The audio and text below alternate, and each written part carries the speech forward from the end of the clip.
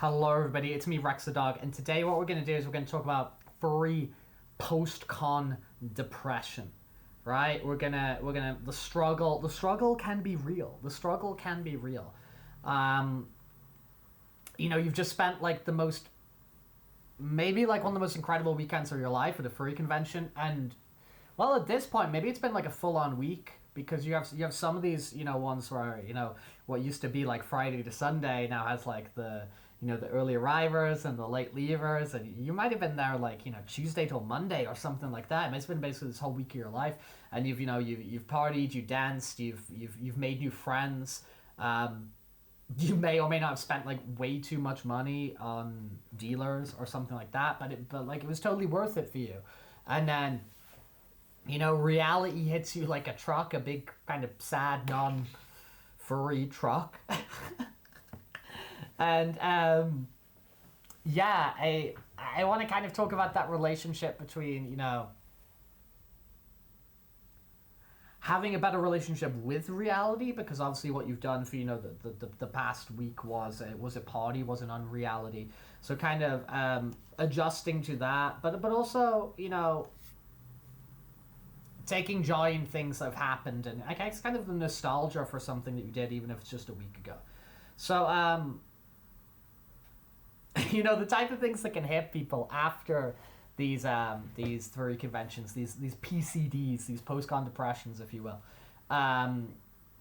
You can get people like, having, I don't want to say like uncontrollable sadness, but you can get people who just like, there's something kind of nice when you're getting up every day and you get like randomly hugging big colorful fursuits and stuff, and that you were kind of every day. There's something kind of fun with that, something kind of magical with it. There's kind of like a similar sort of experience of like you spent a week at the Disney parks or something like that, and you've had this like really fun like unreality experience, or you've been at like a live action role playing thing, or you've been in another type of convention or whatever, and then you get back to like, okay, regular day-to-day life isn't like this, nor should it be, right? Like we can't really shut down society, so we're just going around hugging big fuzzy characters all the time. But there is kind of a sadness and an adjustment comes back. You might be hit by sort of like instant nostalgia, because after the convention is done, people start like on Twitter especially, and other social media and whatever, is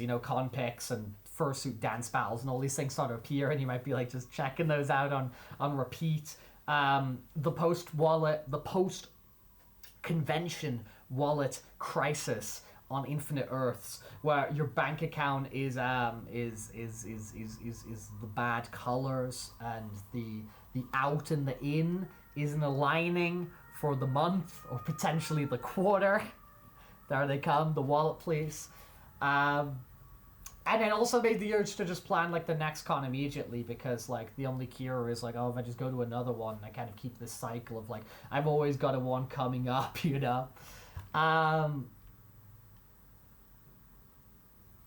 I've talked about this before in other videos, but I think the stages of grief and whatever is something that really apply to a lot of situations. You might start getting into like,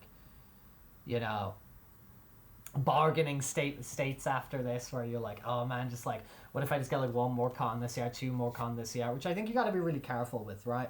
And I think there's like an acceptance that needs to come of just like, okay, you might like have this kind of like, blue or depression hitting you of like, I miss my friends, I miss the vibes, I miss being like a feral little creature and all that sort of thing. But like, I see a lot of people who really they prioritize like getting to conventions and stuff like that ahead of their like day-to-day life, and it's like, it's kind of a vicious cycle, right? Because you're going to the convention because it's so much better and it's a great escape from your day-to-day life, and you're making your day-to-day life worse, so then the escape becomes even more desirable and whatever. It's like a vicious cycle, right? So I do always like, I find it really important that like, dude, prioritize making your day-to-day life as great as possible. And I know that can be hard because of people's different situations and whatever, but there's always kind of minor sort of micro things you can do to improve your life. And I really do believe in just like the idea of like compound interest, you know what I mean? Of like, you start making these little adjustments, and they stack over time into something really, really big. So although there's like, you might be like, oh yeah, like I can survive. I got my friends. I got my Discord servers. I got these like clubs and activities I do locally and whatever. But then, oh look, another con's coming up. Like I don't know, man. There's like an ability of like that that bargaining that you need to be really careful about. Really careful about. But if and I would say ways of of combating that PCD, that post-con depression, and ways of like actually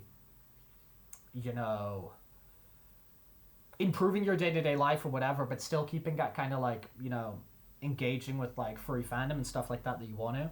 I would say like stay connected, like keep in touch with your like con friends or whatever, Discord calls, Telegram chats, even just like sharing memes or whatever.